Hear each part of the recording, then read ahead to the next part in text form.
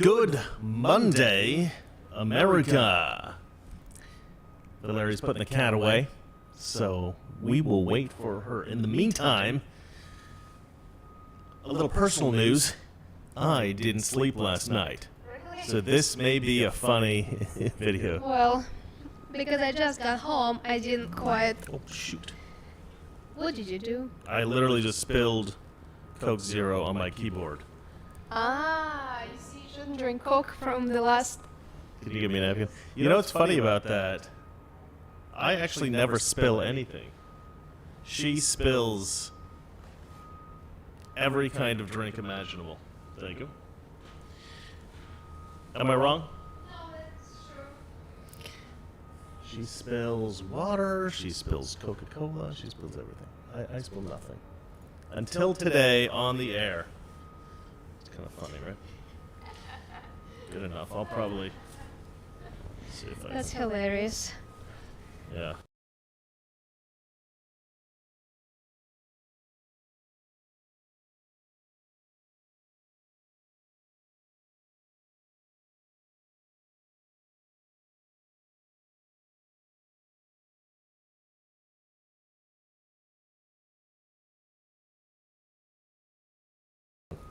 Oh, I accidentally turned the audio off. All right. We're back on. We're good. Well, I was taking the batteries out. Okay, so how are you doing today, Valeria? I haven't seen you in a while. She went out with her friends, hung out, the Russians. First thing you hear, cat. Well, is sound okay? Yep, sounds good to me. No Did you more, hear that I asked you how your day was? No more echo? Okay, now no sound. Hello? Valeria? Or too Sound loud, is okay. yes. Trust me. You I am sure? speaking to you. Okay, you know better. How is life? How was your day? Good. Today was very productive day for me. Oh, yeah, that's true. Yeah, that's true.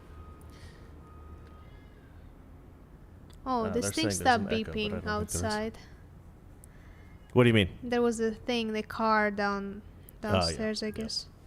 All right, I think we got enough people in. We can start the show. A whole 27 people. Very exciting. 41. Oh, I see only 27. Well, I'll tell you what. We have 2,000 subscribers. So that's a nice... Especially for, I think, probably the least professional show on YouTube. Darling. People are hilarious. I'm just reading comments. You need to be able to read comments and respond to my talking at the same time. Yeah, okay. All right, we're working it out, guys. We're not good at this yet. We're not good at the live streams, but we'll get better. I think this show will get better. What do you think? I think it's gonna be better. All right, okay. All right, well, why don't we get to the first story? Okay. First Hey, story. I was able to get her attention, guys. Did you see that? That was fantastic. When you've been married as long as we have. What's it been, darling? 2 years? Yeah. Already, she's just much more interested in your guys' conversation than me. Just makes sense. Okay. So the first story is Columbia psychology professor does heroin to feel refreshed. Heroin. Heroin. Heroin. Heroin. Heroin. Heroin. Every October 31st, we all do a little Chris, heroin. I don't do drugs, so I don't know how to pronounce those. So she says. Yeah, so this is a kind of a funny story. It's a bit interesting. Basically, this guy... Let me switch over to that page, actually, so you can see him. He's a university professor of psychology. He studies the brain and all this kind of stuff. And he seems to think that doing heroin is refreshing. It's a fun thing to do. And it's okay, and you should all be able to do it. Let's see here. Switch to... This is not going to work, I bet. Nope. Hold on one second. There we go. All right, so this is the guy. And he's saying that we can forget about the Harry and royal people stuff. let's see, Carl Hart, 54, he studies the effects of psychoactive drugs on humans. He's detailed his own drug use in a new book titled Drug Use for Grown-Ups, Chasing Liberty in the Land of Fear. It should be called Chasing Dragons, I think. That's what they call it when you're trying to get high using heroin, but your body's sort of been accustomed to it already. I don't know what this is. Looks like Katy Perry. She's pregnant. Pregnant Katy Perry. All right. In the book, Hart claims that he snorted small amounts of heroin for as many as 10 days in a row and enjoys it even when he experiences mild withdrawal symptoms. 12 to 16 hours after the last dose. Hart hopes that coming clean about his drug use will lead to the decriminalization of illegal drugs. Now, all right, so here's the thing about this. This is essentially a libertarian argument, right? That as long as you're not doing harm to others, you should be able to do drugs. Any drugs. It doesn't really matter. I definitely do not agree with this. Well, what's your take? You and I have literally never spoken about this. No. Mm-mm. What is your take on the legalization of hard drugs? Well, I would call it natural selection. So I actually don't mind that. Yeah, that's a kind of the libertarian argument, I think. Yeah. But here's the issue, right? There's several problems with this. You're talking about something that can very easily destroy people's lives. True. Yeah, that's your choice. But it's not really. And here's the reason it's not really your choice. It's your choice to take the risk. But people naturally have a bad gauge of taking certain kinds of risks, right? You have a pretty good gauge if you jump off a cliff, you're going to die, right? Most people have an understanding of that, just a natural understanding. Mm-hmm. You know that if you jump off something 10 feet high, you'll probably be all right. If you jump off something 40 feet high, a little bit less likely that you're going to walk away unscathed, right? So that's an easy thing to gauge. The amount of drugs that you're taking in a pill, I mean, it's impossible to gauge, really. You really can't know. You have to trust other people that they've given you the right amount. And then to know how your body's going to react to that and how addictive you're going to be and all that kind of stuff, you just don't know. So I think protecting people from themselves in this way is actually a sensible thing to do for a working society.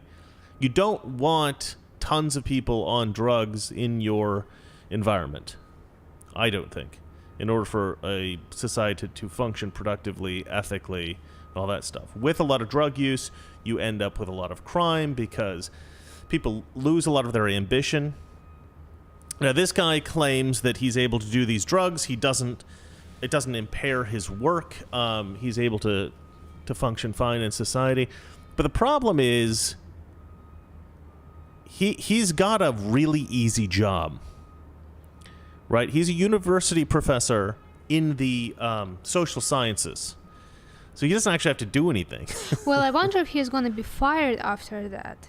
No, he won't. Because I heard a lot of stories like teachers getting fired because I heard one girl, when she was a student, she posted a picture in Instagram, like one hand she was holding a beer, one other hand she was holding a wine. Mm-hmm. She was a student. She wasn't even a teacher. When she became a teacher, they found out about this picture.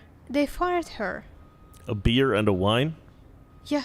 That doesn't, like she was holding right. She was holding like alcohol in her hands. That's very atypical in America. That would be something like I imagine it would be like an excuse. If the story is exactly as you've said it and there's nothing else going on, that sounds like an excuse to fire her rather than the actual reason. And there is a guy who saying that he takes drugs. Right, but he's tenured. So in America, if you're tenured, you really can't be fired. It's very hard to fire a tenured professor. Really? Yeah, that's the whole reason they have tenure. They say, come work for us. We think you're so great that we're going to give you tenure.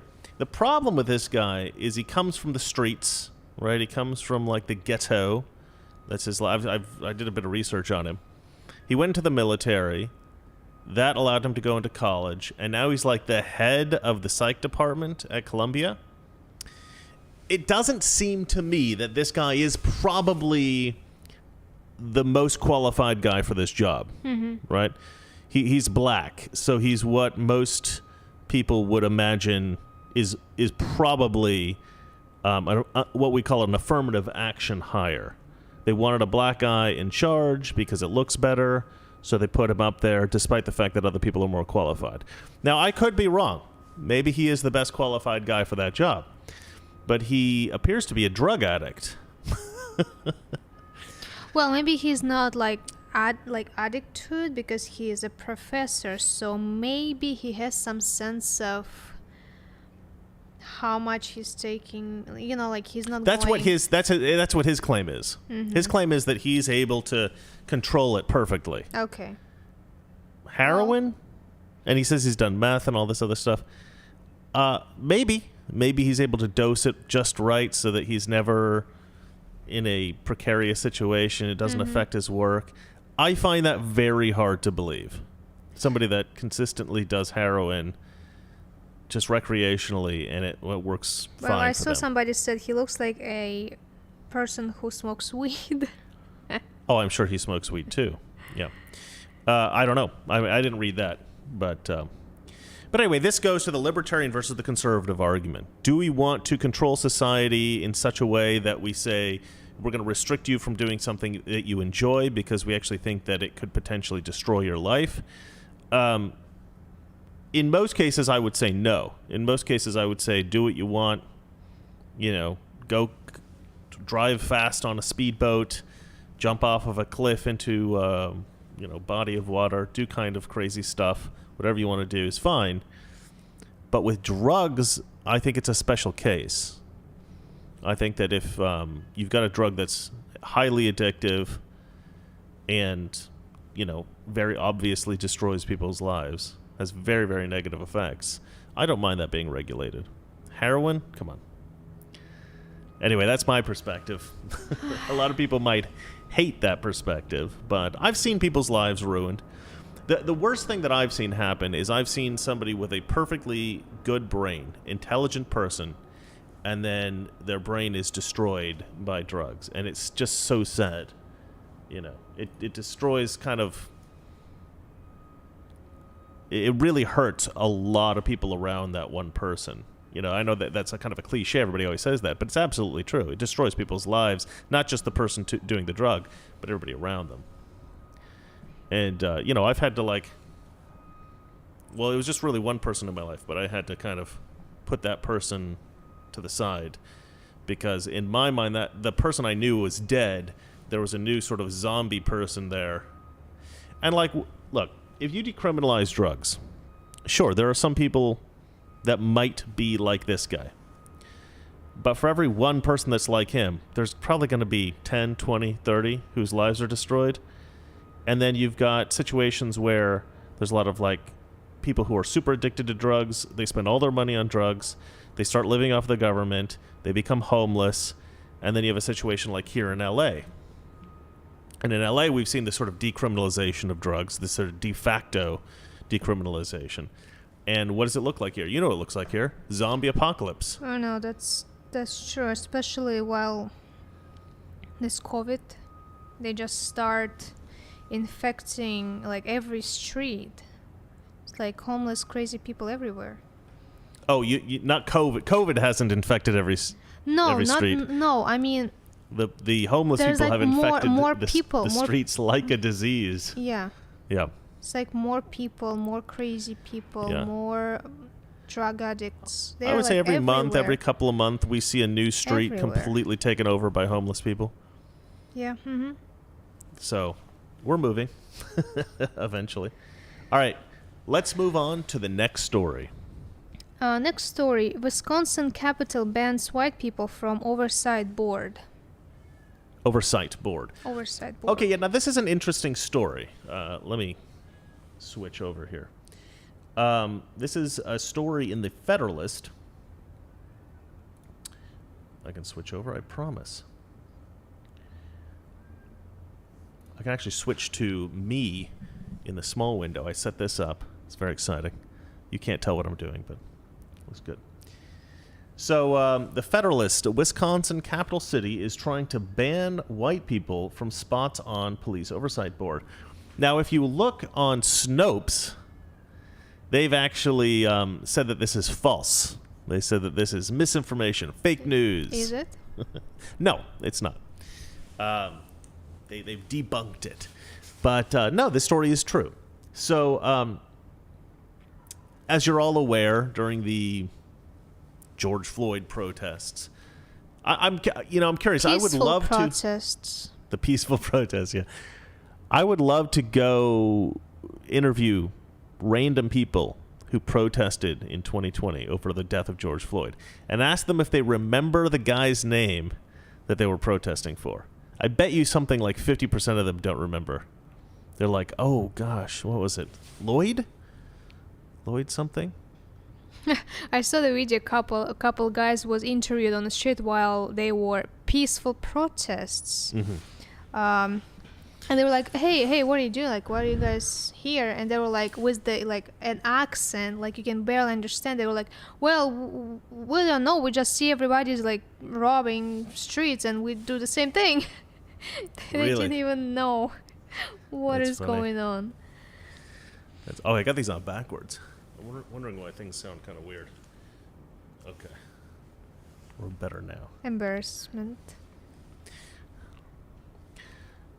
So, because of the George Floyd stuff, they said we're going to have police oversight boards. Right? We're going to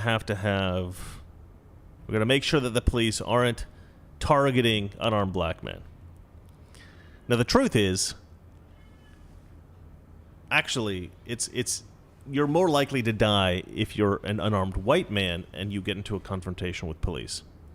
The problem with the number of black men who die per capita, like in terms of the total number of black people in America versus the number of white people who die. The reason that number is so high is because there's just so many encounters between police and black men. You have something like the same number, something similar number of police encounters with black men as you do with white men in America, even though black men only make up, I think, 6% of the population. Black people generally make up like 12 or 13%. Mm-hmm. And black men are like half of that. And then I think white men make up something like 30% of the population, something like that. But they have an equal number of incidents in terms of like encountering police officers. But you're actually more likely per encounter to be killed if you're white. So all that, you're more likely to die if you're black, drinking a slushy while black, walking on the sidewalk while black, wearing a hoodie while black, all that kind of stuff. It's all nonsense. It's all a myth. But anyway, they had these protests, as you're aware. And Wisconsin decided to set up a police oversight board. But when they set this oversight board up, they had this specific mandate. Where is it? Let me try to find it. 6 of the board's 11 members must be black. No Asians, no American Indians, no Hispanics or Latinos, and no whites can sit on those 6 seats. Blacks only. To use the terminology of City Alder Work Group, which explicitly mandated this thing. 50% black members. Now, so this doesn't mean that every single person on this police oversight board has to be black, which is what the Snopes article debunks. It's like, well, no. They're not banning white people. You can be white and be on the board. They just want 50% of the people to be black. And I think that this is... You're kind of getting into a gray area with regard to the Civil Rights Amendment.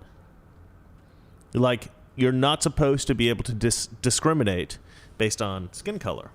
But we actually still do, right? with affirmative action.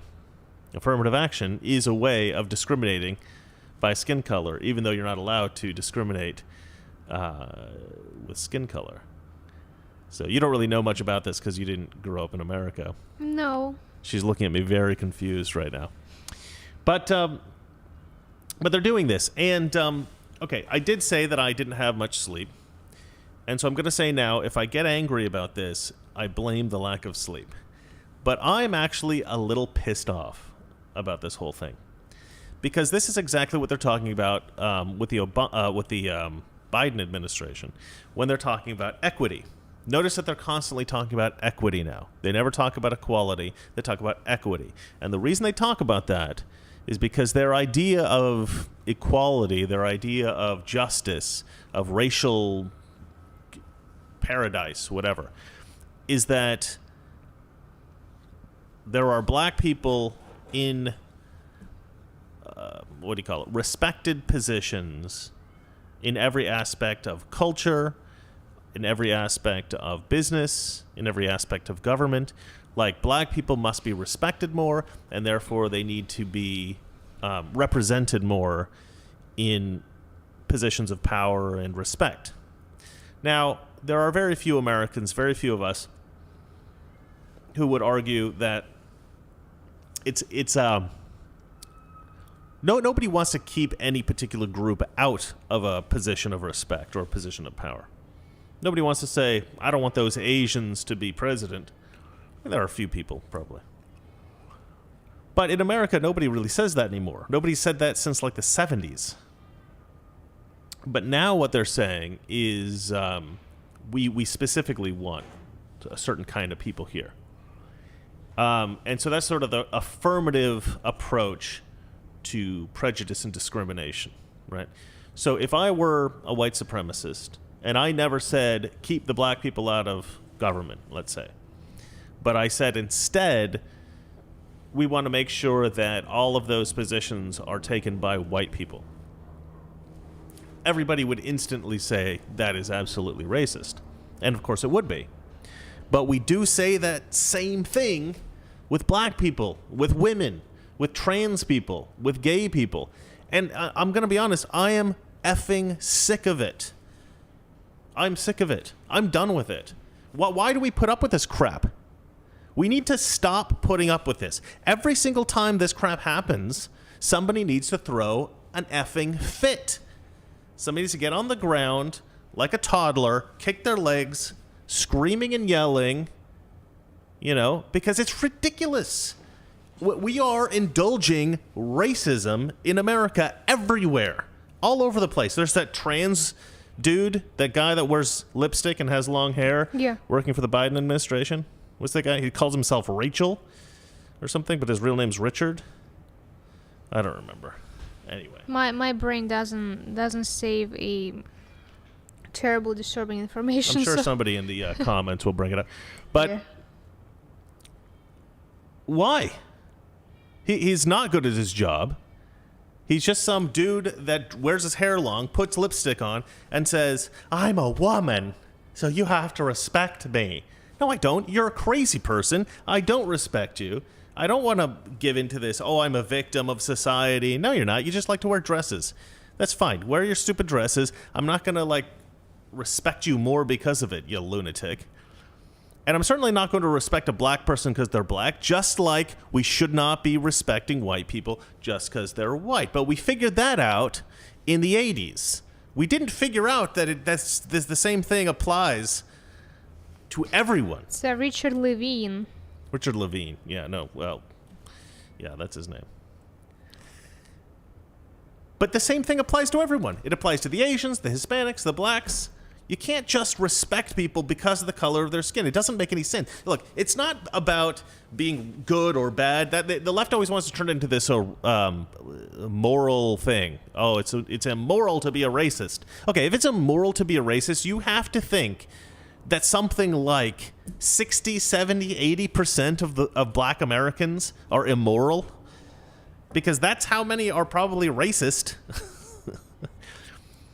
I mean, there's black people watching right now.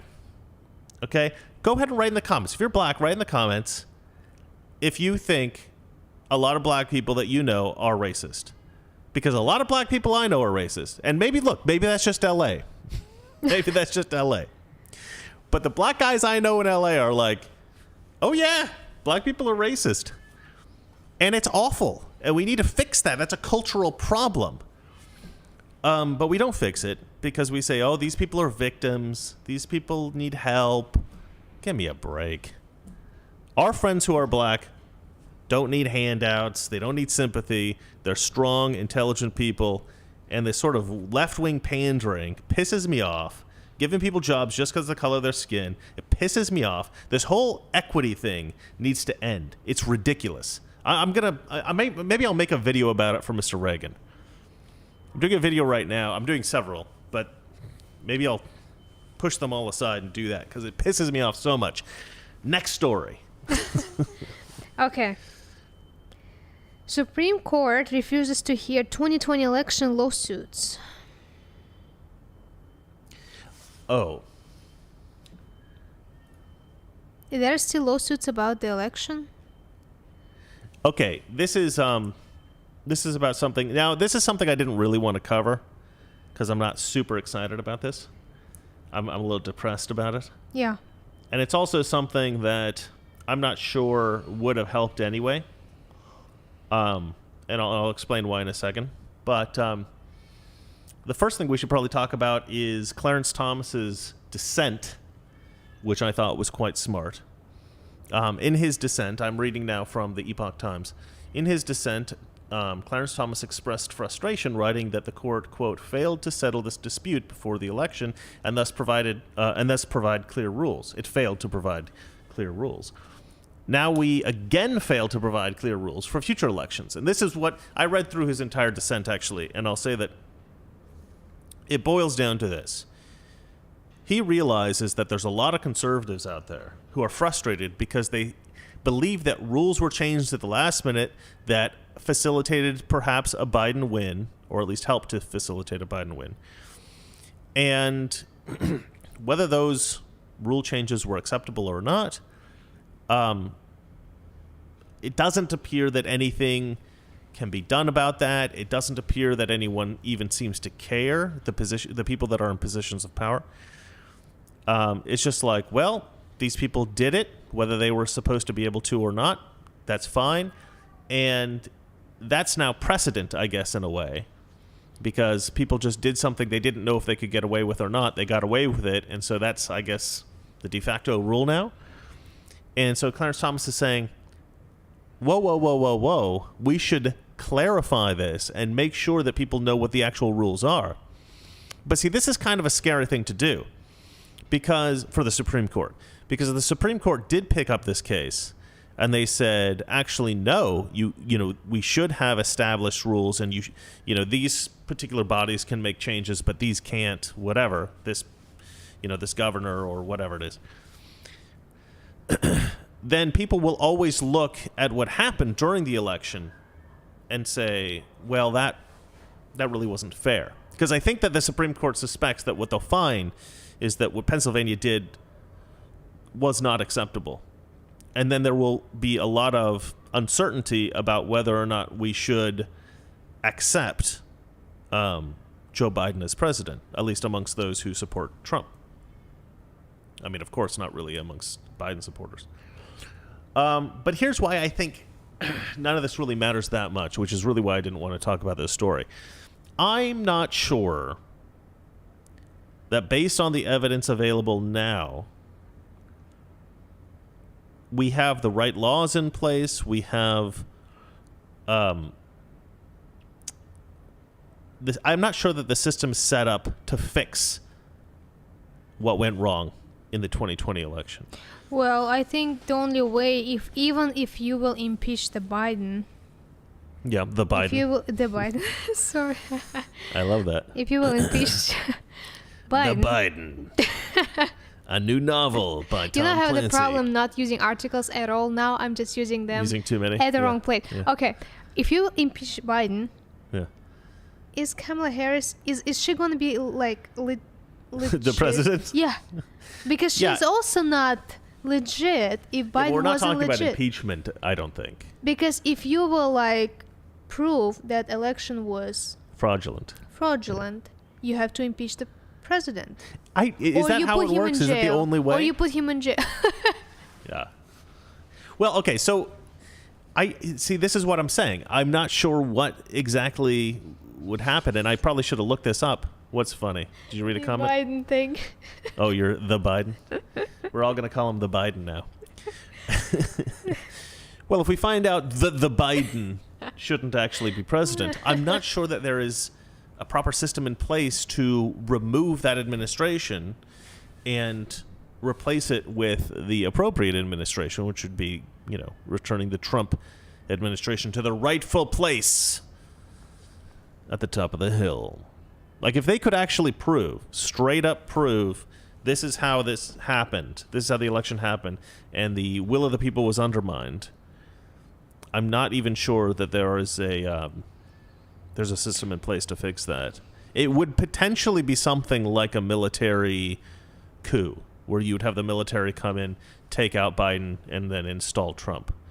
I think it would have to be something like that. But I'm not sure. I mean, there's probably people online who know better than I do. If there's any lawyers watching, go ahead and please write in the comment section. So I don't see this as big of a loss as some people. It's obviously not good. I like what Clarence Thomas had to say. I think that what he said was wise and correct. But it is what it is. At this point, I'm not really expecting anything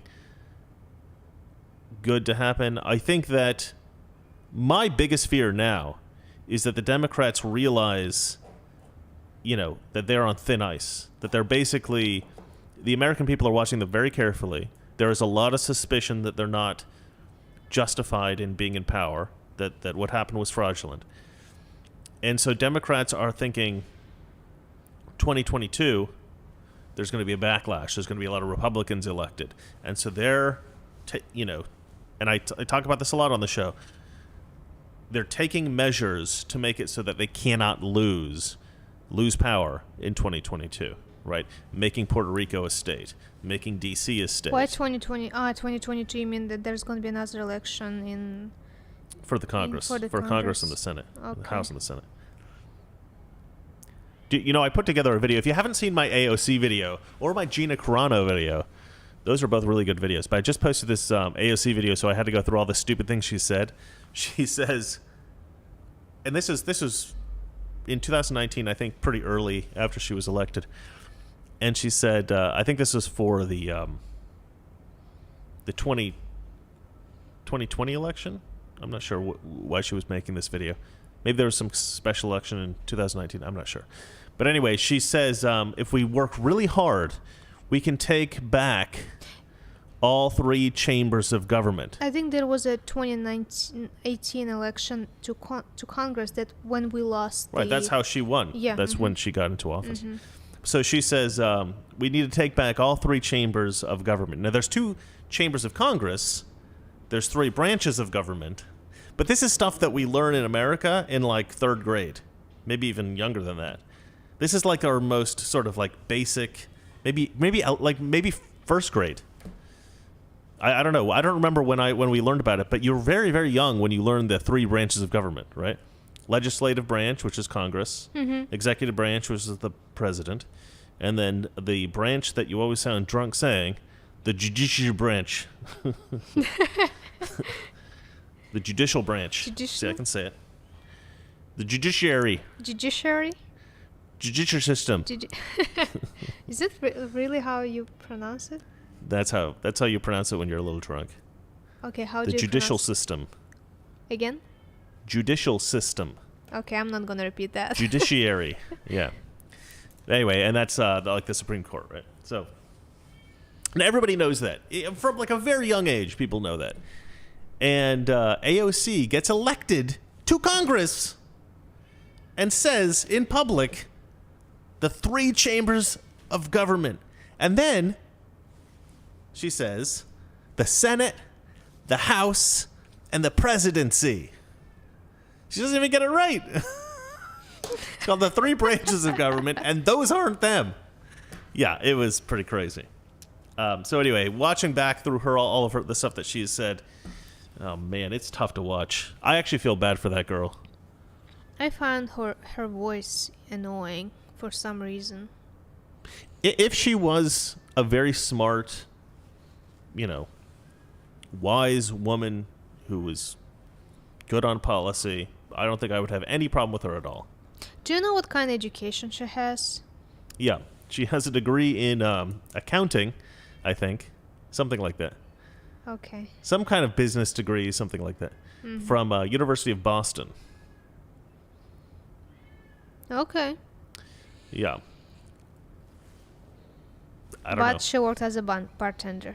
She was a bartender, yeah. Yeah. But you know what? I was watching her very first video where she was campaigning, and she's like, I'm an educator. And I remember I paused it, and I replayed it, and I was thinking, the hell is she talking about? And I asked somebody who does a lot of research on AOC, and he said that she has taught something like 2 classes, so she can call herself an educator. It's kind of reminds me like Jill Biden get a degree, so everybody will PhD. Call her a doctor. Yeah.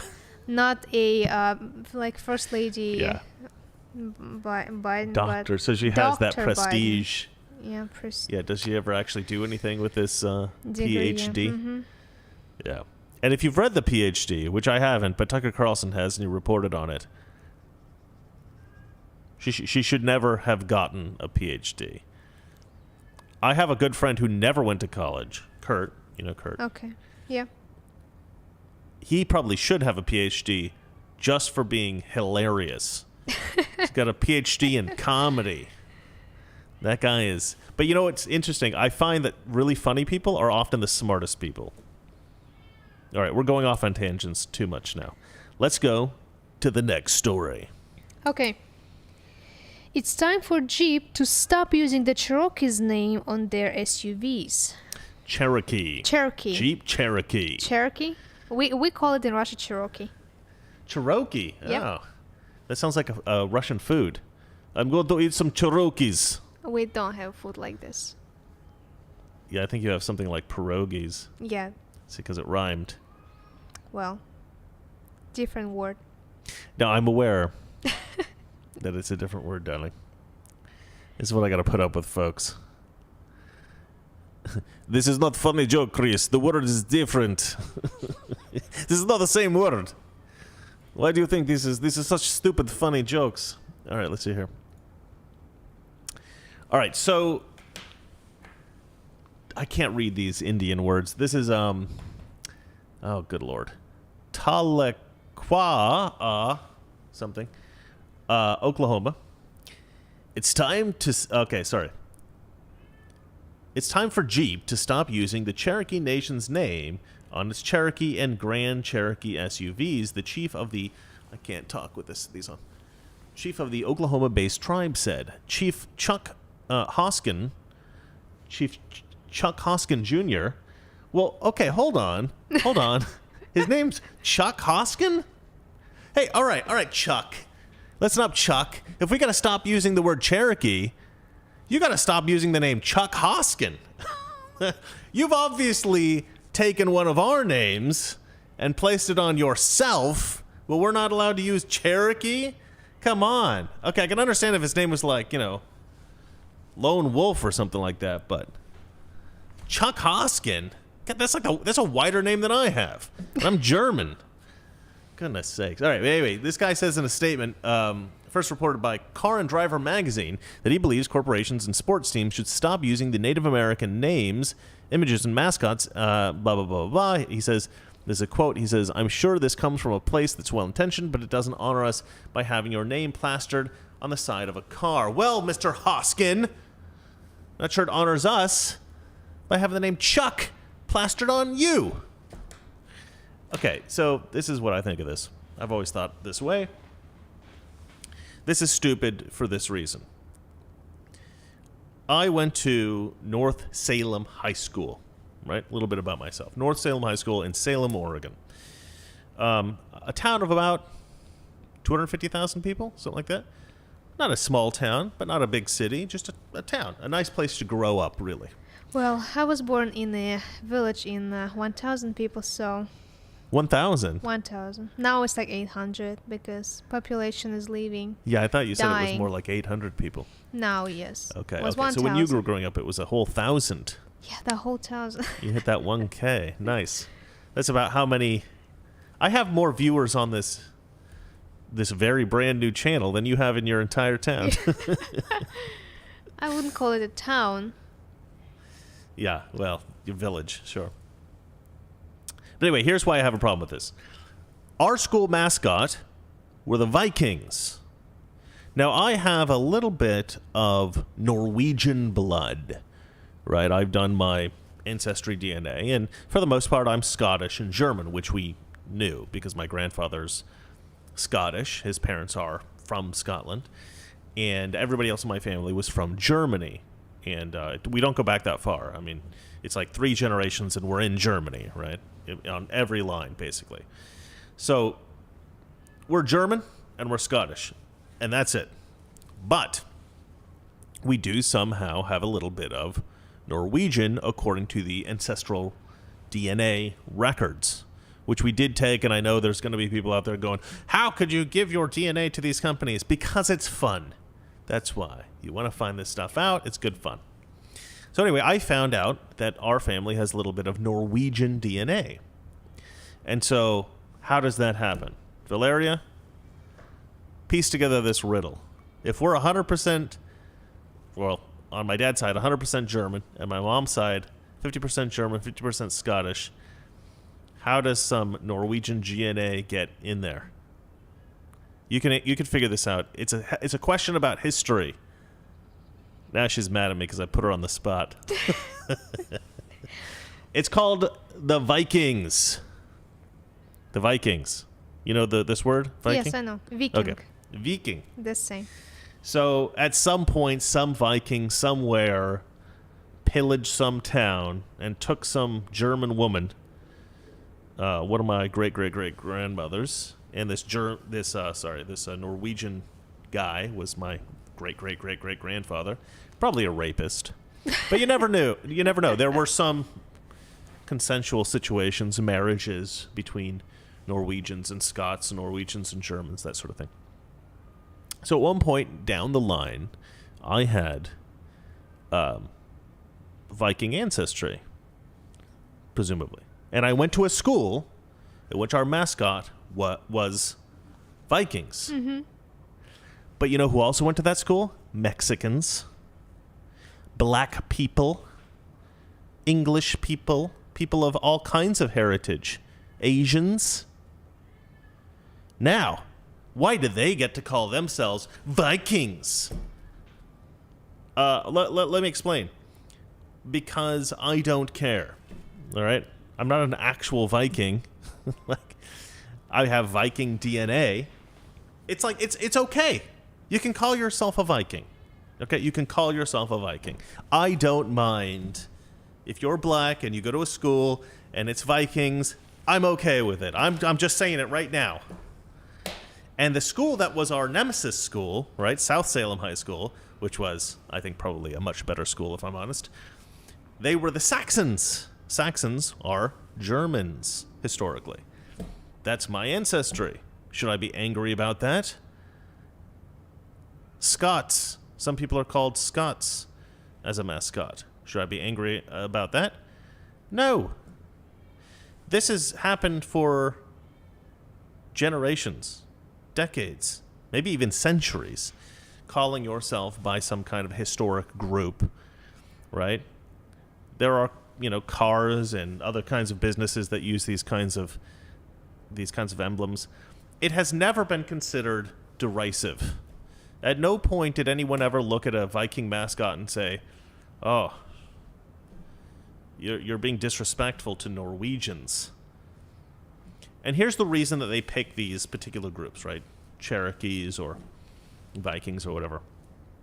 Because they're often regarded historically as great fighters, vicious, warriors, strong, tough, noble. These are good qualities. So every single time this kind of thing comes up, and obviously this one isn't particularly significant compared to any of the others. I'm using it to vent about this. But, yeah, you shouldn't change the Redskins. You shouldn't change the Chiefs. You shouldn't change the Cherokee, name of the Cherokee. I mean, what are we going to do next? Be like, if you shave your head, all except for the middle bit, not allowed to call that a mohawk. That's racist. The Mohawks were a kind of Indian, Native American. If you get a nose ring, can't call it a nose piercing. That was another Indian group, the Nez Perce. If you step in charcoal, can't call yourself Blackfoot. It's racist. But the black person can call herself Lightfoot, like a Lori Lightfoot. Yeah, Lori Lightfoot. You racist. I'm just going to put this out there. Lori Lightfoot, there's a lot of reasons I don't like you. Your name is not one of them. You have my permission to call yourself Lightfoot. That doesn't offend me. Oh, okay. Do you want to go to the move next on to the story? next one? Yeah, let's move on to the next story. Okay. Fenix Ammunition. I'm sure I pronounced it wrong. Ammunition. Oh, ammunition. Ammunition. Fenix Ammunition wants to know, did you vote for Joe Biden? Yeah. All right. This is not really a news story, but it's hilarious. All right. So let me move on over because you guys are going to have to see this. This is pretty great. Let me see here. Yep, that works. Is my cat? Can you guys hear the cat? Yes, they can. Oh, I am so sorry. Yes. Last time he was so quiet and so nice. He was. All right, let's sorry, I'm gonna change this window. This is the Native American Jeep Cherokee story. We're gonna change this to a different window. We're gonna change it to. Oh, can I even do that? Oh, there we go. Nope. There we go. All right, this is it. So when you come to this ammunition website, and I feel like I'm marketing for this company, which I'm not. I mean, like, they didn't pay me or anything. But if you need ammunition, in fact, I'll probably buy from there because this is so brilliant. I mean, what a marketing ploy, right? We do actually need more bullets. If you go to their website, we are in desperate need of bullets, actually. We have just 2 of those. Don't tell them that. We have tons of bullets. Shut up, woman. we have tons of bullets. Quiet. Don't break into our place. All right, let's see here. So you go to Phoenix Ammunition here, and it says, "Welcome. Did you vote for Joe Biden?" And you hit yes. It takes you to Joe Biden's website, and it says the Biden plan to end our gun violence epidemic, and it talks about taking away people's guns and all that kind of crap. And you can, together we can make Donald Trump a one-term president. Obviously, this is when he was running, and you can donate to his campaign, even though his campaign is over with. But if you go onto their website and hit no, I did not, you're allowed in, and you're allowed to buy bullets. I love this. This is pure genius. I love these guys. They look awesome. Look, he's sticking his tongue out. This guy's giving the thumbs up. I don't know you guys, but I love you guys. This is amazing. And I will be buying ammunition from you guys. Look at these beautiful bullets. Anyway. All right, I'm going to close this out. Oh, shoot, I've got to go back to the... Okay, back to scene. All right, so that's not a real news story so much. That's just something that's awesome. Darling. Our cat is going crazy. Pay attention. I'm paying We're moving on to the next story. Clearly sure? you're not. I'll beat her later. Okay. Next story. North Dakota works to prohibit mandatory mask mandates. Mandatory mask mandates. So many M's. Mandatory mask mandates. Mandatory mask Bismarck, North mandates. Dakota. North Dakota's Republican-led House endorsed a measure Monday that would prohibit state or local governments from mandating face coverings. Representatives approved the measure 50 to 44. How cool is that? The bill also prohibits making use of a face mask, shield, or covering. Making use of a face mask, shield, or covering a condition for entry for education, employment, or services. You can't force people to wear a mask to go into a store. I mean, I think that the store can, but I don't think that the government can mandate it. Mandate that stores mandate that people, like in LA, that's what happens. Like in LA, if you have a store and people can go in and buy stuff, you have to have a mask mandate. Mm-hmm. And they're making it so that you're not allowed to. So you actually have to take the mask off. It's not quite that bad. I mean, not quite that bad. Not quite that good. They're not forcing people to take masks off when they go into places. You can still wear a mask if you want, but they're basically requiring the government officials to let businesses let people in without masks, which I love. And actually, the reason I was going to, because it's such a small story, I wasn't going to report on it, but it feeds into my AOC video. So AOC recently said that we need to liberate the South in a segment that I entitled in my previous video, which is on Mr. Reagan. The South will rise again. Which Valeria doesn't understand why that's funny, but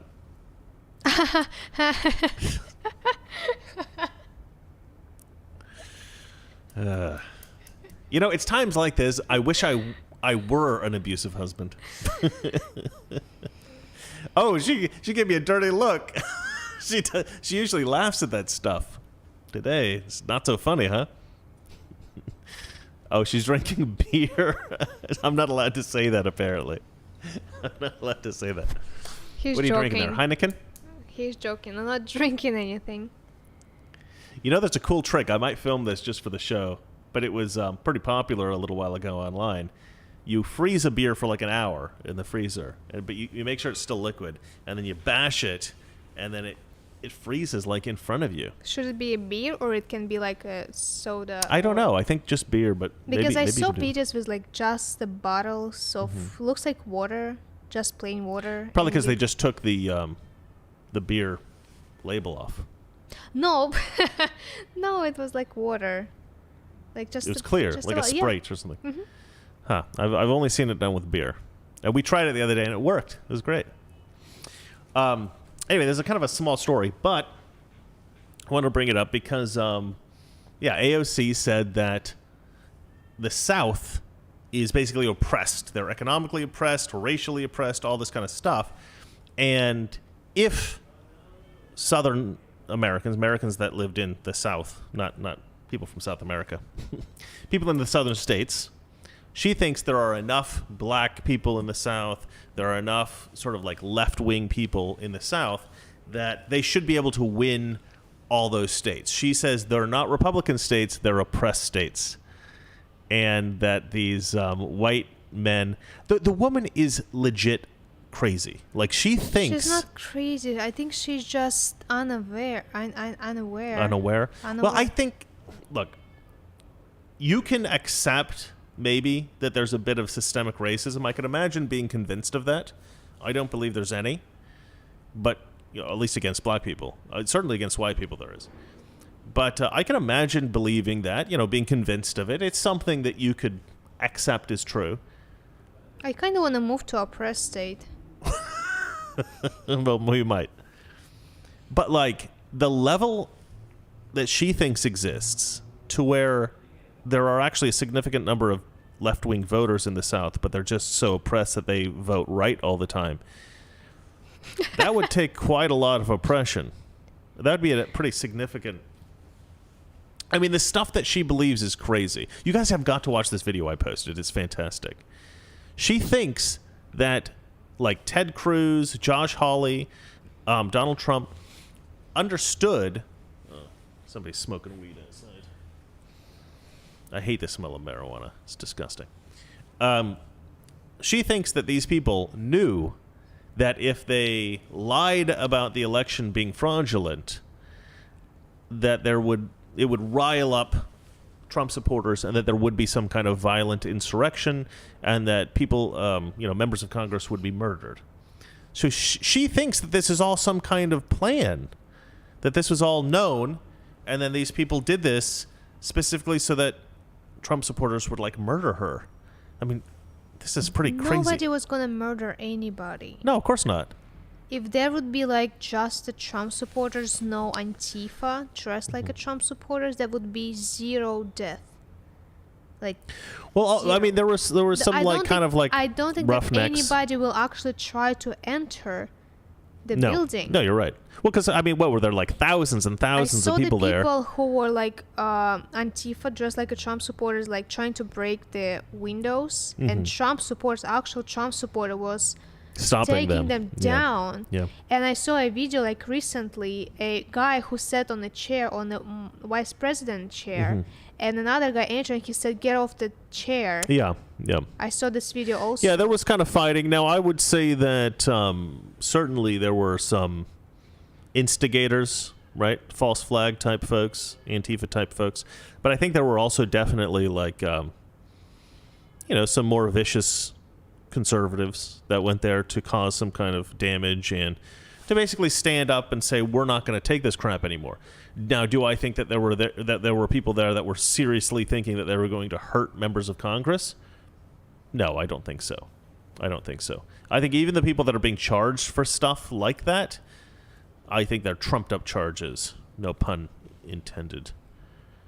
I think they're being politically persecuted, because if these people were Antifa, if these people were Black Lives Matter, I don't think the FBI would going after them with the same intensity. I'm sure some people would be arrested. I'm sure some people would be prosecuted.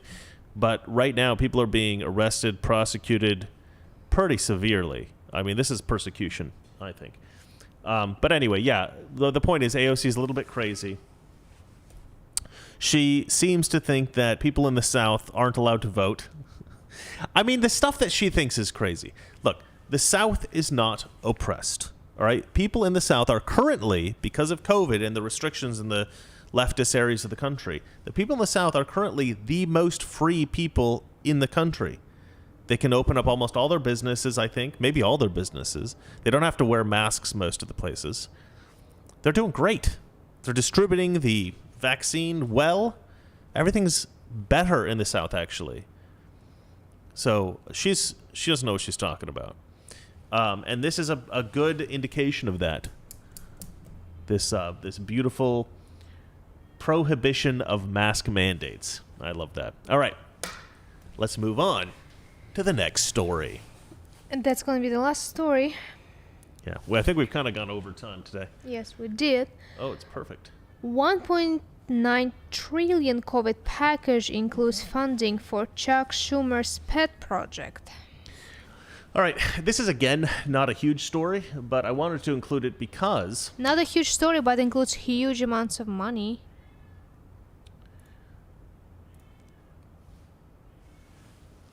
It does, yeah. Sorry, I was thinking about my shadow and the film light. And it's what happens when you stream, folks. You got to pay attention to 7 different things at the same time. She's right. It does. There's a lot of money involved. So here's the thing about any kind of stimulus package, any kind of relief for COVID. I was against any kind of relief, any kind of stimulus that wasn't purely COVID relief money going to people, going to families, stuff like that.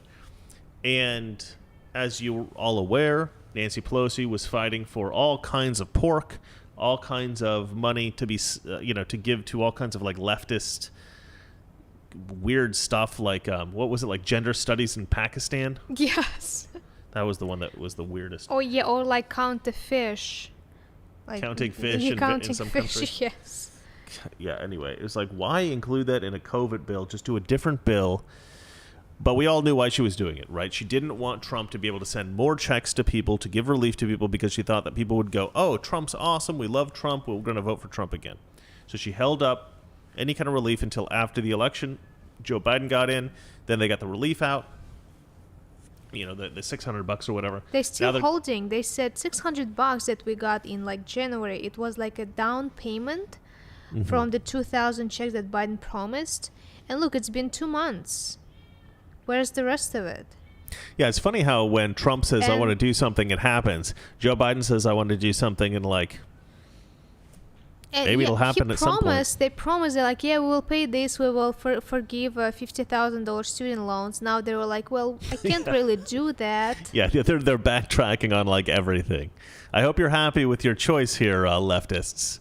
They promised you a lot of stuff that they are definitely never going to give you. But what they will give you is authoritarianism. All right, so in this particular story, this is from the Western Journal. 1.9 trillion COVID package includes funding for Chuck Schumer's pet project. Now, so this isn't a huge story, except for the fact that so much money is going to this project. $1.5 million for the maintenance and capital infrastructure activities of the Seaway International Bridge in Messina, New York, right? So this is something that will go directly to Chuck Schumer's constituents. Basically Democrats are in control now. We're going to take money out of the federal government, out of the federal taxpayers, and we're going to funnel it to my people, the people of my district. They deserve more because I'm special. Chuck Schumer. What a little a-hole. Is that Chuck Schumer, that guy with eyes like this? No, that's Adam Schiff. They're probably related. Chuck Schumer looks like... look up on your phone. Chuck Schumer? No. Look up on your phone. The Count. TheCount. And then write Sesame Street. That's what Chuck Schumer looks like. I know. You know who it is. You recognize him on The Muppet? That's amazing. I love that. She recognized Chuck Schumer from looking at The Count from Sesame Street. I love that. We had this... That's a joke from Conan O'Brien, by the way. I can't take credit for that. We had what? We had this cartoon in Russia. Oh, the children's show. Mm-hmm. Not really a cartoon. But So the point that I'm trying to make here with this pet project for Chuck Schumer is that this is how Democrats work. All right? They get into power, and then they just start funneling money to businesses they like, to regions that they like, to their constituents. Black people help vote for us? We'll send some money to black people's stuff. Gay people voted for us? We'll send some money to gay people's stuff. That's how they operate, right? It's a quid pro quo system. Basically bribes for votes. They bribe certain, I don't know what you'd call it, special interest groups, right? They're a patchwork quilt of special interests. They're always beholden to these groups, right? They're divvying out money. Republicans don't work like that as much. Do they work like that a little bit sometimes? I think so, yeah, probably. Especially with certain kind of corporate interests, things like that, maybe.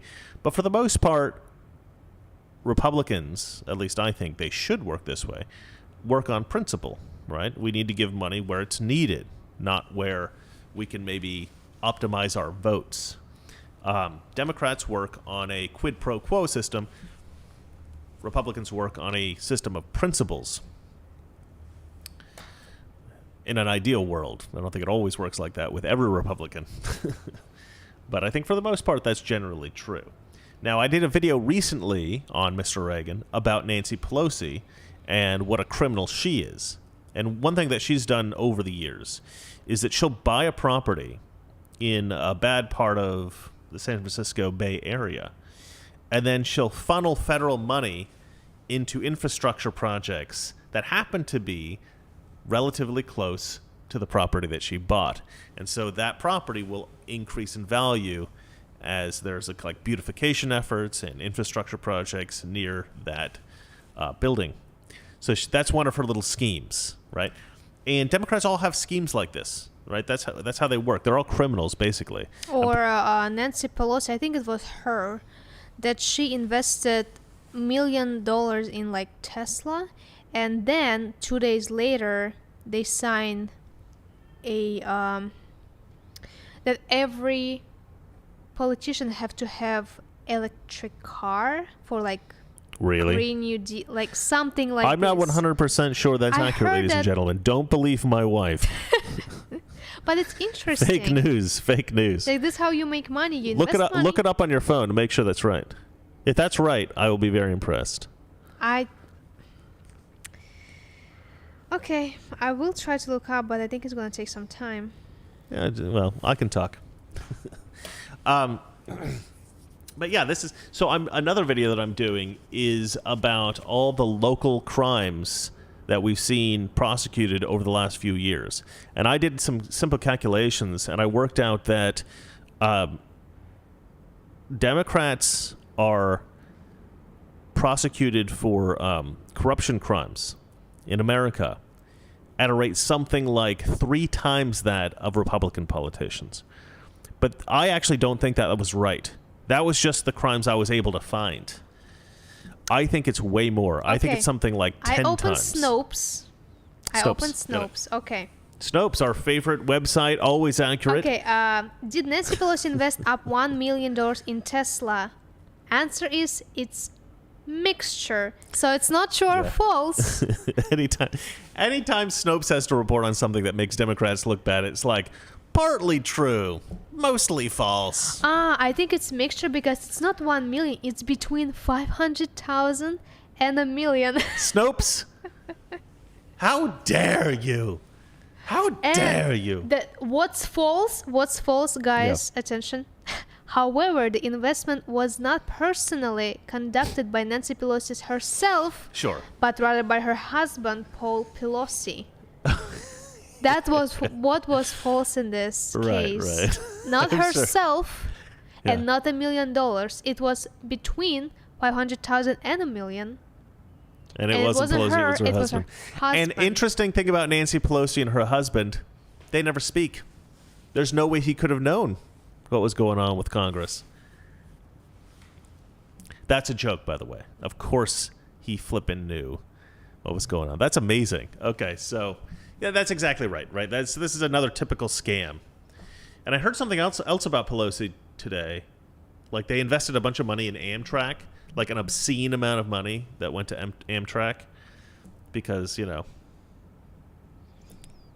it's somehow like, I didn't get to read the whole story, but there's somehow something cozy. Shall we invest in this? Yeah, we might. Maybe we should throw some money into the... Well, the point is that, there's this thing called like crony capitalism, right? Which is this cozy relationship that certain companies, certain corporate folks have with the federal government, the laws that are made, legislations passed that helps out certain companies, stuff like that. And it used to be something that Republicans were criticized about quite a bit, but this is like full on a Democrat problem right now. They are just whatever. They don't care. They don't care about the vote of the people. They don't care what's better for regular Americans. They care about their votes, and they care about helping their corporate partners. That's all they care about. Democrats, listen to me. When I put out this video about the corruption of Democrats, you guys got to watch this video. And not only watch it, I want you to send it to everybody you know, especially Democrats, because Democrats are honestly just basically criminals. If you vote a Democrat into public office, you are voting a criminal into public office. Right now, the federal government is run by criminals. We all know that Joe Biden's a criminal. Ukraine, China, hello. Nancy Pelosi, we all know, is a criminal. Why they keep voting her in San Francisco, I don't understand, other than the fact that she keeps saying, I love the gays. I mean, it's just so flippin' stupid. Get her out of office. She's a criminal. All these people are criminals. The only one that I can think of that I know probably isn't a criminal is like AOC, maybe Ayanna Pressley, but definitely AOC. I don't think she's in it. See, I think AOC is she's just like fooled. She just believes it. She's a true believer, right? She's like a Democrat voter. She's one of those poor fools who have been tricked. Now, see, a lot of people say, oh, Democrat voters are just stupid. I don't agree with that. I think Democrat voters are just gullible.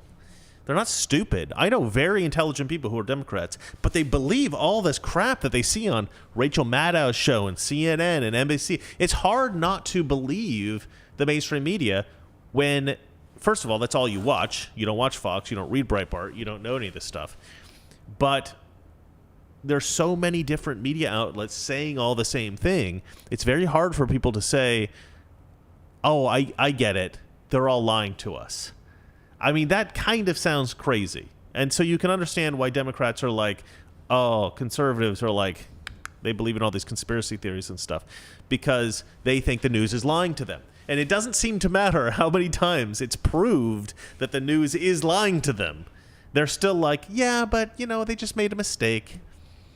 They can't accept that so many people in the media are conspiring against them and lying to them. They can't accept that. It doesn't matter how obvious it is. They're just like, well, nobody would do that intentionally. It just seems too vicious and so horrible. You have to be really kind of cynical to be a conservative these days, I think, which is sad, but true. All right, well, that's the end of the news. Valeria, do we have any customer comments or questions? Well, let's take some questions. Let's take some questions. You guys can write a question that you want to ask. You didn't save anything over the course of the video? No, because we had this really vicious fight after the last broadcast. We did, yes. And I said, Valeria, you've got to pay attention to me when I'm talking to you during the broadcast. And I was paying attention to you today, and you're asking, did you catch any questions? No, because I was paying attention to you, darling. When I say vicious fight, it probably wasn't that vicious. Yeah, when he will turn the camera off, he's going to beat me for sure. I will beat you, yes. But so afterwards, we had this discussion about how we're going to do this, and her position is that, well, she's got to read comments throughout the show because this helps her to comment and say funny things. But it didn't seem to help today, did it? Okay, she's not paying attention to me at all now. Yes, I'm actually now reading the comments. Sure. The comments, yes. It's a tricky thing. Maybe we should have a third person. Maybe that would help. Or you can have one person instead of me who fluent English. Nope. Can read and listen. Okay. All right. Let's show it. Let's take a show of hands. That'll be it, right? Does that make sense? Is okay, that right? Chris, do you want to take a question? Not yet. First, I want to poll the audience. You ready? Okay. Okay. Everybody write someone else or Valeria in terms of who you want to continue the show as my co-host. Okay, guys, please write someone else. Please. No. Okay. We must keep her locked up. Do you want to hear a question? In her beautiful gilded cage. Yes, let's hear a question. Chris, Slowpoke, that's how I guess how you pronounce it, but I'm not sure. Question is, Chris, my question is, have any of your friends or family members needed government assistance lately?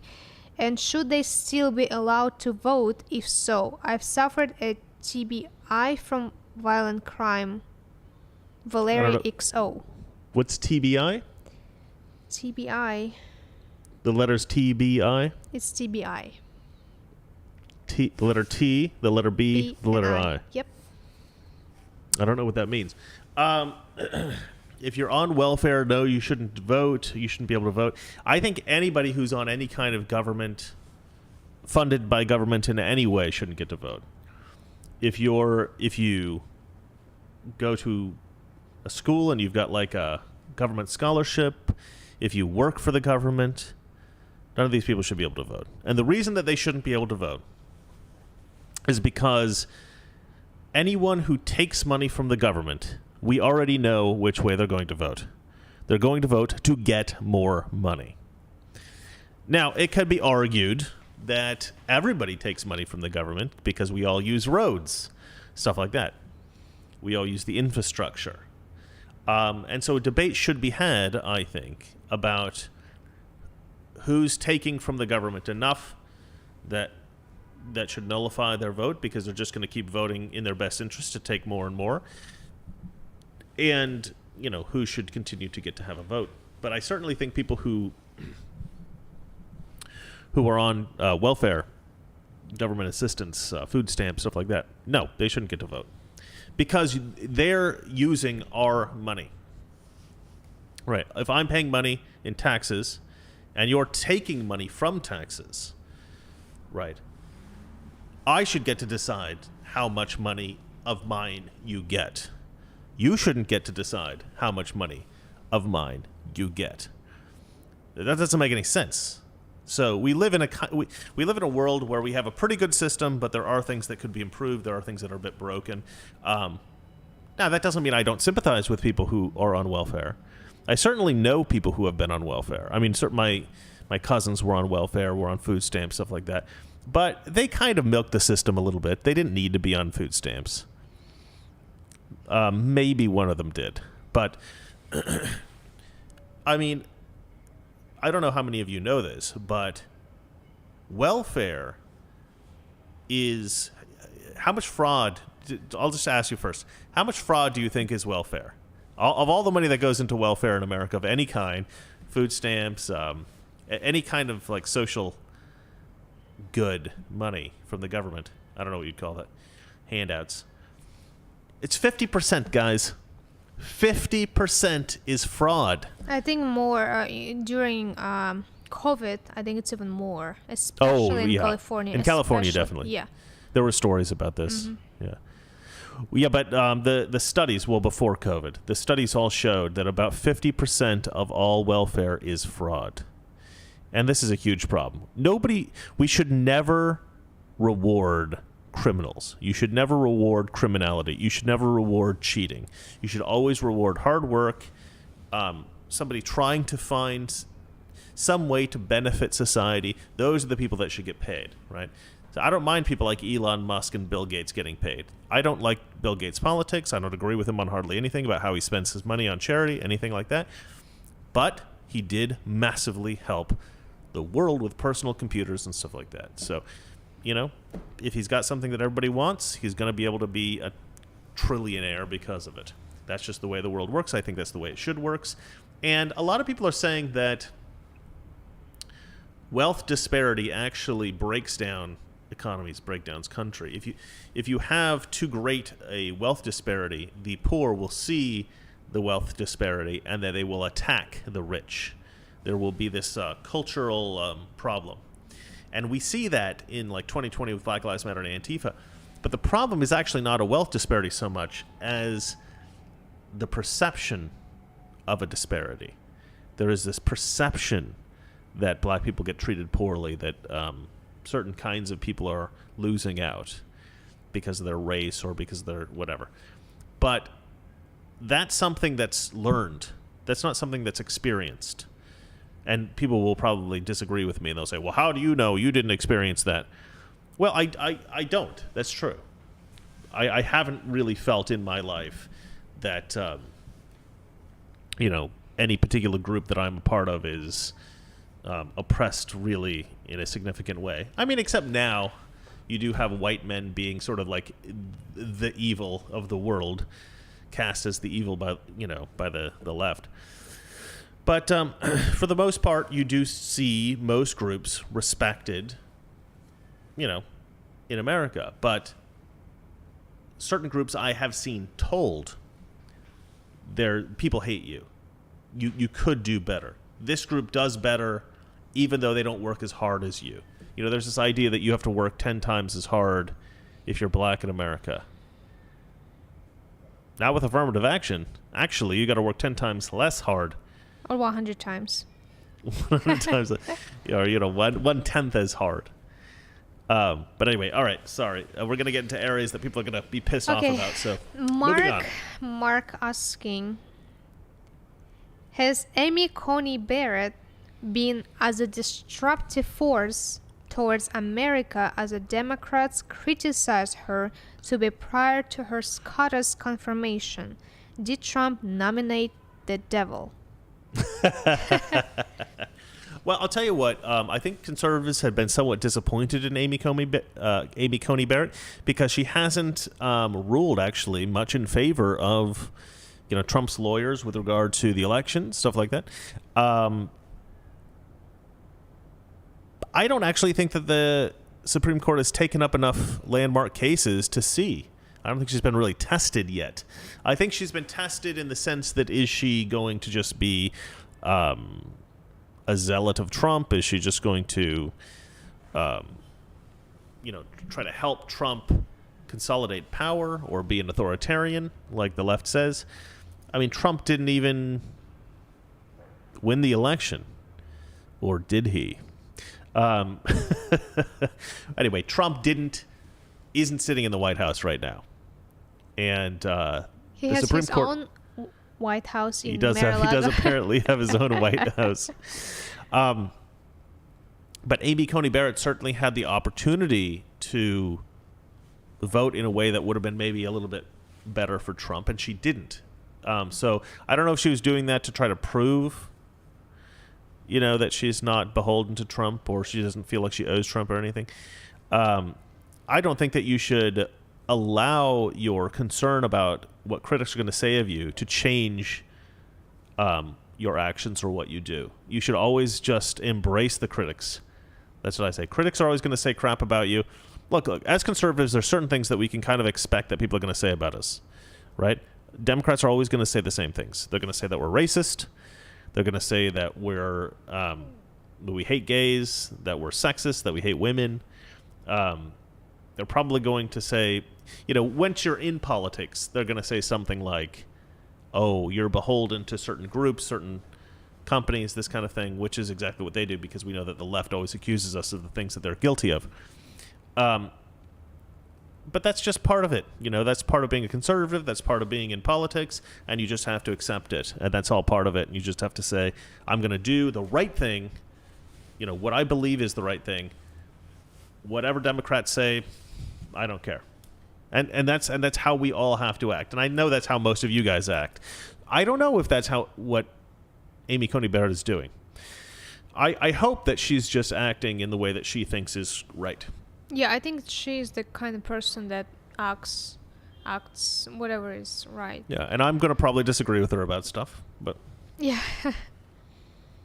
as long as she's doing what she thinks is right. We mentioned White House. I wonder how long it's going to take for Democrats to say that White House is racist. Biden, you mean? Like White House, not... Oh, because it's white? Because it's the color white? Yes. I wonder when it's going to happen. I think it's going to happen eventually. I think you should tweet that, and I will retweet it right now. Okay, we'll do this after this episode. Okay, next question. What is your... True Helper asks, Mr. Reagan, what is your favorite President Reagan quote and why?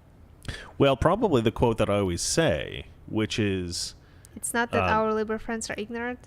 Yeah, it's not that our liberal friends are ignorant. It's just that they know so much that isn't so. And the reason I picked up on that is because I like funny stuff. And I think that's pretty funny. But it's also really smart. Because I don't know if you've ever noticed this about Democrats, but they're very smug. Typically. Right? And I'm not talking about just like the politicians. I'm talking about voters. If you talk to a Democrat voter who's like... for sure a Democrat voter. Like he really like loves Democrats, very passionate about politics. I'm hitting the door here. They think they know everything about politics. They are very smug about their political positions. And it's because they know a lot about politics, but the stuff they know tends to be wrong. So this idea that what are you doing? Nothing. Valeria's giving me the like I'm talking too long. You are. I'm not. This is all genius. This is gold, Valeria. More supportive there, wife. Anyway. So, if somebody's... Now, look, there's a lot of ignorant Democrats out there. They don't know what they're doing, right? They're what I call low information voters. They watch a little bit, and they get a kind of a sense... and then they vote Democrat. But the problem with that is also that they're not ignorant, but they know so much that isn't so. Because they believe that the Democrats are the good guys. They believe that they're the ones that care about the blacks, care about the gays, and that Republicans don't. Because that's the message the Democrats are always spinning, right? This is the message they're always expressing.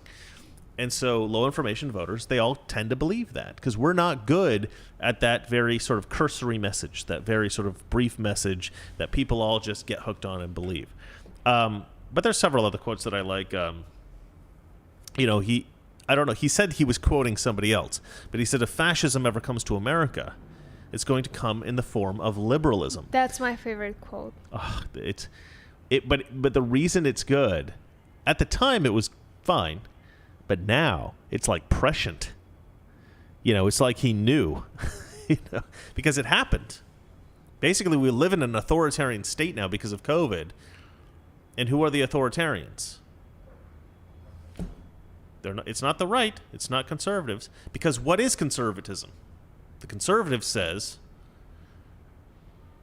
get off my lawn. I don't remember the exact quote. Get out of my pocket. Get out of my pocket. Less government. Less government. Yeah. You remember it better than I do. Yes, I do. And what is fascism? Fascism is private ownership, but total government control. And conservatives are like, get out of my pocket, leave me alone. And so, of course, the conservative way is not the authoritarian way. It's not the fascist way. The leftist way is the fascist way. So these anti-fascists, they don't know they've named themselves incorrectly. It's what we call, what do you call it? Misnomer?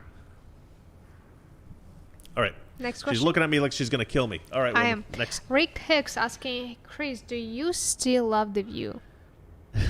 I do still love The View. I don't watch it much anymore because it takes so long to do those episodes.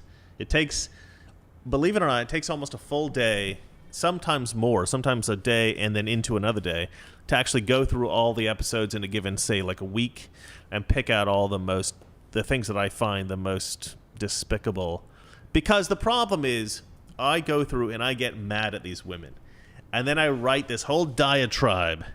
And then I have these like 10 diatribes, and then I got to clean them up and shorten them up until it makes a decent video. It just takes a long time to do all that ranting, that viewing of The View, and then all that editing.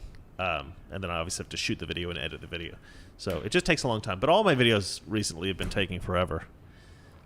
So the question, the name, I guess Dick, Dick Sameron. Sorry if I spell it wrong. Okay, question. Has the woke mob tried to cancel you guys? If so, what did they try to do? Did they try to cancel us? Did they try to cancel you? You and me? Yes. Not you and me. They have your show. Tried to cancel me several times in different ways. The biggest problem that you can do as a conservative, or the most dangerous thing you can do, I suppose, is to debate a leftist on a leftist forum. And I've debated several leftists on leftist forums. And there are certain fans of certain leftists who are absolutely vicious. And they will go online and they will start spreading misinformation about you, and they will start like signing up in your name for things and like messing. So I've had a bunch of stuff messed up online because leftists I've debated people that they were fans of. I destroyed them in a debate, and then their fans came as revenge and tried to like mess up my image online and stuff like that. That was the worst thing that I've seen. I mean, a lot of these trolls on the left are crazy. I'm doing a video coming up. It's going to be posted in a couple of days here about Twitter and how absolutely irresponsible Jack Dorsey is, and how this whole censorship thing on Twitter is all one-sided and horrible. We all know it, of course, but I'm going to go through it in a lot of depth. It's a well-researched video. It's actually a reaction video to an interview he did with Joe Rogan. It's a beautiful video that they did about a year ago. So it's an old video, obviously, but I think we have such a much better perspective about what's going on with Twitter and what's going on with Jack Dorsey now than we did when he did that interview. Because I think back then he and Vijaya, his like censorship czar, they could her name's really Vijaya. They could lie believably. I think certain people would have watched that show, and at the time they would have believed them. But now that they've banned Trump, now that we've seen a lot of the stuff that they've done, the New York Post article that they hid from the world, we know that almost everything that they said in that interview was a lie. So looking at that interview in hindsight is really eye-opening. And so I'm going to go through it, and I'm going to talk about all the little moments. Okay.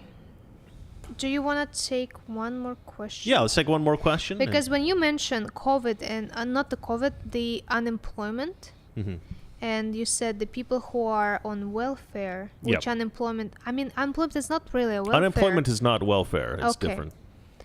But what if you lost Wildcat Diva asks, what if you lost your job due to no fault of your own and are on unemployment? So, like, is it okay to, because you said on unemployment welfare, is a kind of insurance, right? Yeah. So we all pay into unemployment. So we're using our own money. So if you on unemployment, you think the person you can vote. can vote. Sure, Okay. of course. Yeah. That's a very different kind of welfare. It's not really. Because I wouldn't it's even not consider it welfare. No, it's not welfare. This is still wet, I think. I took the batteries out. See. I'm going to have to use... Valeria has like a super-powered hairdryer. I might use that on this.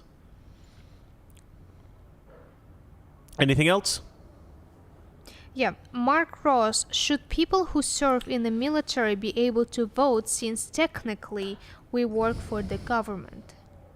I would make an exception for military, of course. Exception. Okay. Well, I mean, come on. I mean, the military's risking their lives to save the country. Yeah, of course they get to vote. And I don't think that the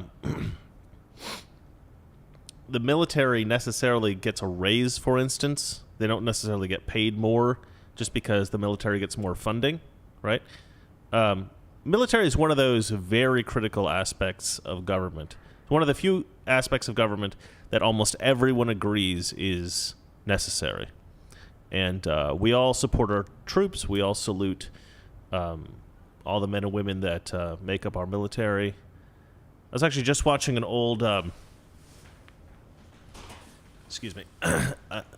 like a nostalgia video on YouTube about G.I. Joe. You know, the old show from the 80s. And probably a lot of you are too young to remember that. That's a show I grew up with. And I was thinking, like, I wonder how many people watched G.I. Joe as a kid and thought, I'm going to join the military because of G.I. Joe. I'm sure there's a few. I mean, I'm sure that's not the number one reason why most people join the military, but I'm sure there were a couple of people that were like, that's what I'm going to do. Sorry, random aside. Donning, is that all the questions? No, that's not. Oh, right, we got more. Okay, Mark, he wrote this question a second time, so I cannot miss it. Sorry about that, Mark. Okay. I live in Canada, and statistically, somehow I voted for the Biden. How many times did you vote for the Biden? I'm sure I voted for the Biden at least twice. Because I'm sure I'm still registered in Oregon. Because they don't purge the rolls in the leftist areas, even though I'm registered to vote in Los Angeles. But I voted once, and I voted for Donald Trump, and I actually filmed myself voting for Donald Trump, and I posted it on Twitter. So that was proof of who I voted for. Todd asking, would there ever come a time when Oregon becomes too liberal for you and you leave? Well, yeah, we don't live in Oregon. We actually live in California. But I would say we will probably live in Oregon. You know, it's such a tough question because, I mean, of course, there's always a limit to how much you can endure. There is a kind of level of persecution that happens in places that are very, very left-wing. You have instances where people say they want to put an extension in their house or something, right? Like build a shed or something. And whereas normally they could get a permit to do this in a region where it's a very, say, left-wing, and they know this person is a conservative, they might politically persecute them. this kind of thing does happen. I've seen this kind of thing happen. So yeah, there are definitely limits to how much leftism that you can actually take in a place. But we do love Oregon. You like Oregon, right? I do like Oregon, yeah. It's beautiful. It's Cold. Not in the summer. I mean... You mostly go there for Christmas, though. Yeah. Well, at one time we went my family. during summer. It was nice. I absolutely nice. love Oregon. It's one thing, if you want to see Oregon and really kind of feel what it's like, I would say watch The Goonies. If you watch the movie The Goonies, that was essentially my childhood. I never found a pirate ship filled with treasure, but I imagined I did several times. And you would just explore the forest, and I mean, it's the perfect place to grow up as a child. There are things about lots of places that I've lived and I've seen in the world and in the country that I love. But I was born in Oregon. You know, I think everybody to some degree yearns for their childhood. They miss that simple times, I think. Next question. I think it's going to be the last one. Vinny asking... Hold on. Last question. Okay. What makes you think these career politicians are legitimately winning elections? Does he mean like just generally? What like makes you think these career politicians are legitimately the career politicians. Winning elections? Oh, you mean like Nancy Pelosi? Yeah, like... Mm-hmm. So I have...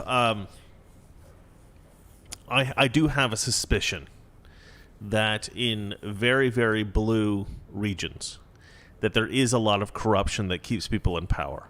I'm actually not convinced that they're fairly winning. We know, for instance, that in Chicago there is what you would call a political boss, like an old-timey political boss. And what would they call those? The political machine, right? They would have these things called the political machine. And this guy's name is Madsen, something Madsen. I can't remember his name. I think that's his name. Anyway, he's just been discovered to be corrupt. Now, the funny thing about this guy is that everyone's known that he's corrupt for decades, right? In the 90s, he's the Speaker of the House of the Illinois state legislature, right? Right.